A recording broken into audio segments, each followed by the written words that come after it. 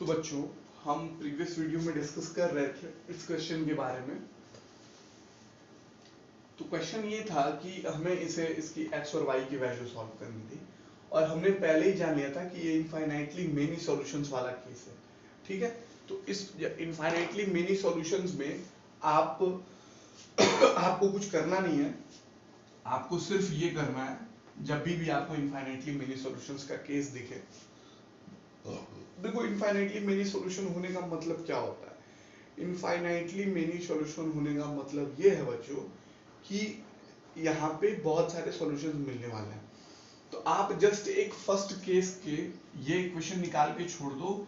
अब यहाँ पे x की जो भी वैल्यू लो, आप x की 1 लो तो y की कुछ वैल्यू मिलेगी, आप x की वैल्यू 2 ले लो तो y की कुछ वैल्यू मिलेगी, x की वैल्यू -5।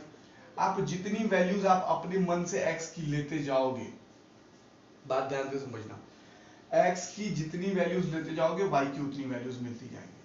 तो इस तरह से x और y की इनफाइनाइट वैल्यूज हो सकती हैं। अच्छा, आपके मन में हो रहा होगा कि सर इसी इक्वेशन को क्यों लिए, इस इक्वेशन को क्यों नहीं लिए? तो बिल्कुल हम देखते हैं, इस इक्वेशन को भी ले लेते हैं। 9x - 3y = 9, तो 3y = 9x - 9, तो y = इसमें से 3 कॉमन करेंगे तो 3x - 3, और ये 3 नीचे आएगा, 3x - 3। तो होता ही है ये बच्चों कि जब भी इनफाइनाइटली मेनी सॉल्यूशंस का केस आता है तो आपको सेम इक्वेशन हर जगह मिलने लगेगी, यहां भी देखो, यहां भी देखो। इसलिए इसको सॉल्व करने का तरीका बस यही है कि आप किसी एक इक्वेशन को उठाओ और किसी y की वैल्यू को फाइंड कर लो, और फिर वहां लिख लो we can take any value for x। हम x की कुछ भी वैल्यू ले सकते हैं। So in this case there will be infinite solutions. बच्चों, ये बात तो हम पहले भी जान चुके थे ना, कि हमने देख लिया था कि हमने क्राइटेरिया मिलाया तो ये क्राइटेरिया इनफाइनाइट सॉल्यूशन का आ रहा था, लेकिन फिर भी हमने फर्दर सॉल्व किया तो कुछ सेटिस्फैक्टरी मिला नहीं हमें। तो जब भी ऐसा केसेस आएंगे आपको, तो आप क्या करोगे, पहले चेक कर लेना for you to be on a safe side. तो इनफाइनाइट सॉल्यूशन का केस मिलेगा तो आप एक इक्वेशन निकाल के छोड़ दोगे y की वैल्यू, फिर यहाँ पे लिखोगे हम x की कोई भी वैल्यू ले सकते हैं। तो जब x की कोई भी वैल्यू लोगे तो सिंपल सी बात है कि y की भी, x की आप 10 वैल्यू लो, एक बार 0 लो, एक बार माइनस, एक बार 1, एक बार 10, एक बार 5, एक बार -19, एक बार +21, तो उसी तरह से y की भी वैल्यूज मिलती जाएंगी। तो आप ने वही चीज लिखी कि हम कोई भी वैल्यू ले सकते हैं x के लिए। तो इस केस में इस इक्वेशन का, इस सिस्टम का इनफाइनाइट सॉल्यूशन होगा।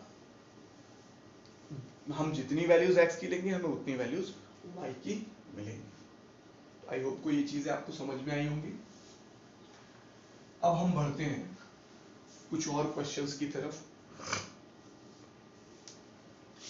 √2x + √3y = 0, and √3x - √8y, √3x - √8y =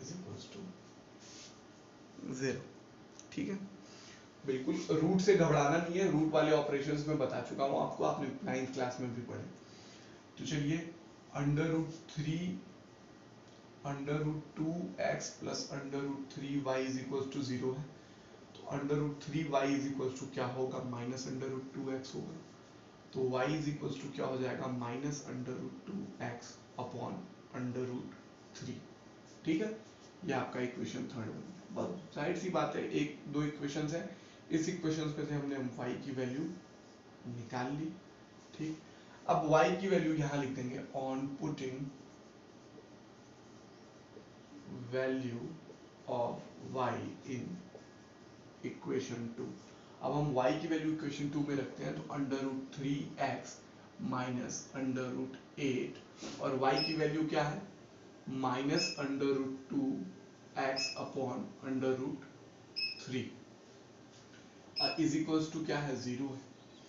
अब बात ध्यान देंगे, अंडर रूट 3x और माइनस माइनस प्लस 8 2 जा 16 और 16 देखो ध्यान से समझो, under root 8 into under root 2 है तो ये अंडर रूट 16 होगा, अंडर रूट 16 का वैल्यू 4 आता है तो ये हो जाएगा 4x upon under root 3 is equal to 0।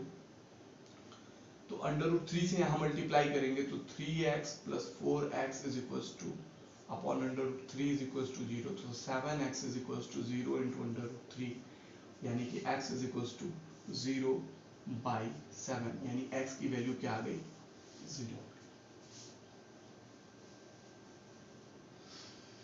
x की वैल्यू 0 आ गई। अब आप यहाँ x की वैल्यू रखोगे, यहाँ पे लिख दो कि on putting value of x in equation, आप थर्ड में रख दो, तो y इज इक्वल टू क्या है minus under root 2 upon under root 3 और x, तो x की वैल्यू क्या आई है 0, तो 0 से किसी भी नंबर मल्टीप्लाई करोगे बच्चों 0 ही आता है। तो फाइनली आपने क्या देखा कि x और y दोनों की वैल्यू क्या आ रही है 0 आ रही है। क्या आ रही है बच्चों 0 आ रही है। मतलब ये ऐसे इक्वेशंस हैं जो ओरिजिन से होके जा रहे हैं। ओरिजिन का मतलब क्या होता है कि जब आप ग्राफ प्लॉट करते हो तो वहां से आपको देखते हो कि आप इसका एक बार ग्राफ प्लॉट करके देख भी लेना आप, जैसे अब ये ग्राफ प्लॉट करते हो तो इस पॉइंट की कोऑर्डिनेट होते हैं 0 0, यानी कि इन दोनों का जब हम ग्राफ प्लॉट करेंगे तो कुछ ये लाइंस इस तरीके से जाएंगी और इंटरसेक्ट ये ओरिजिन पे करेंगे। तो आई होप कि ये सॉल्यूशन आप लोगों को समझ में आया होगा। तो फर्स्ट क्वेश्चन आपको इसी तरीके से करना है।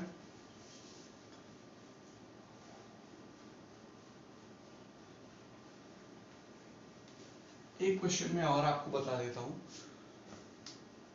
3x by 2 minus 5y by 3, 3x by 2 minus 5y by 3 is equals to minus 2. Next, x by 3 plus y by 2, x by 3 plus y by 2 is equals to 13 by 6. ठीक है। देखो बच्चों इस क्वेश्चन में करना क्या है, आप पहले ना इसको एक फ्रैक्शनल चीजें इसमें से खत्म कर लो। तो वो खत्म करने का तरीका क्या है आपको पता ही है, बाई 2 3 माइनस 2, इसको आप एलसीएम ले लो 6 हो जाएगा, फिर 2 9x हो जाएगा, माइनस 3 2 जा 6, 2 5 जा 10y is equal to minus 2, तो 9x minus 10y is equal to minus 12। ठीक है। करने को तो डायरेक्टली देखो बच्चों हम इस तरह भी कर सकते थे, लेकिन डायरेक्टली हम इसको यहाँ भेजे तो वो थोड़ा कॉम्प्लिकेटेड हो जाएगा।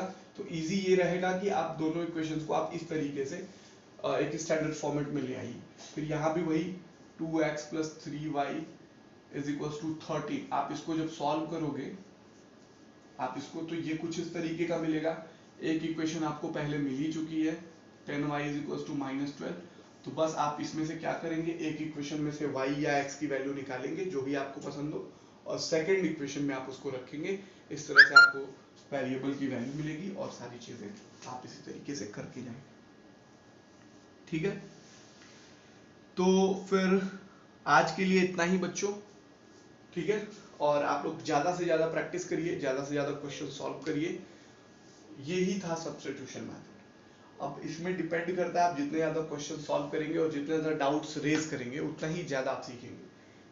जितनी किसमें वेरियस टाइप्स होते हैं, आप साइड बुक्स प्रिफर कर सकते हो, साइड बुक्स में भी काफी तरह के क्वेश्चंस दिए हुए हैं। ठीक है।